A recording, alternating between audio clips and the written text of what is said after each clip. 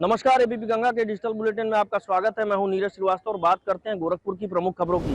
सबसे पहली खबर गोरखपुर के दक्षिणी ग्रामीण इलाके से आ रही है, जहां एक सब्जी विक्रेता इंद्र बहादुर मौर्य ने अपनी पत्नी और 2 बच्चों की नृशंस हत्या करने के बाद खुद को आग लगाकर आत्मदाह कर लिया।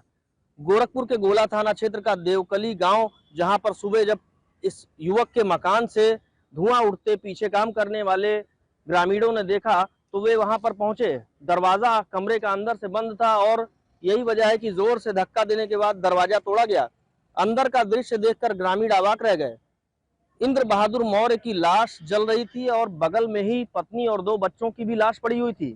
गोरखपुर के एसएसपी डॉक्टर गौरव ग्रोवर की माने तो इंद्र बहादुर मौर्य ने किसी कारणवश अपनी पत्नी और बच्चों की पहली हत्या की और उसके बाद खुद को आग लगाकर आत्मदाह कर लिया।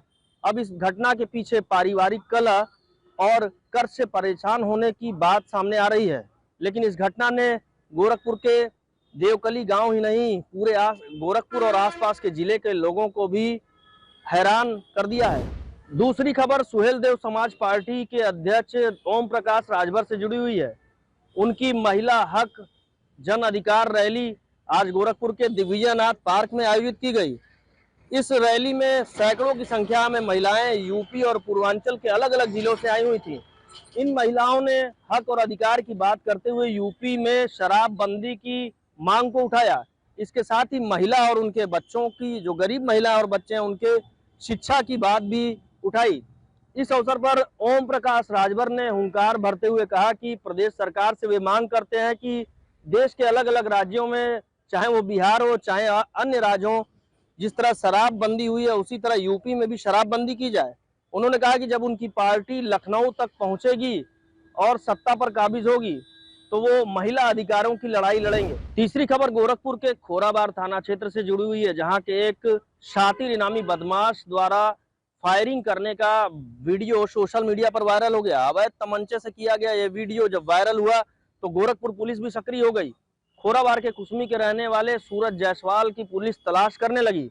इनामी बदमाश रेप और तमाम अन्य संगीन धाराओं में पहले भी जेल जा चुका है।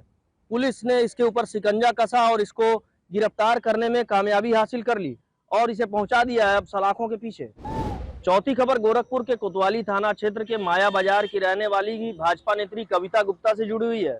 कविता गुप्ता रेस्टोरेंट संचालन करती रही हैं और उनकी बेटी अमृता गुप्ता और उसके पति खुशनूर उर्फ शेरू ने साजिश के तहत उनकी 13 दिसंबर 2014 को गोली मारकर हत्या कर दी थी। इस मामले में दोनों को ही आजीवन कारावास की सजा सुनाई गई, लेकिन बाद में उनके बेटे यश गुप्ता को पता चला कि उनके खाते से 25 लाख रुपए भी धोखाधड़ी करके निकाल लिए गए हैं।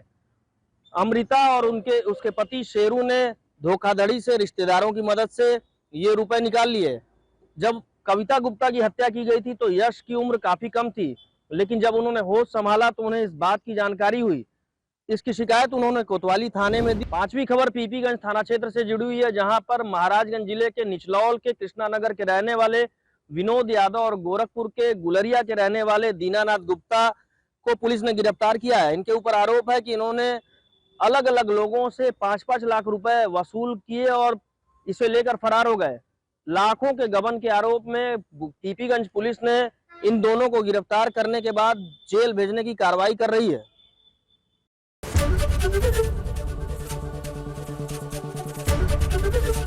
एबीपी गंगा, खबर आपकी, जुबान आपकी।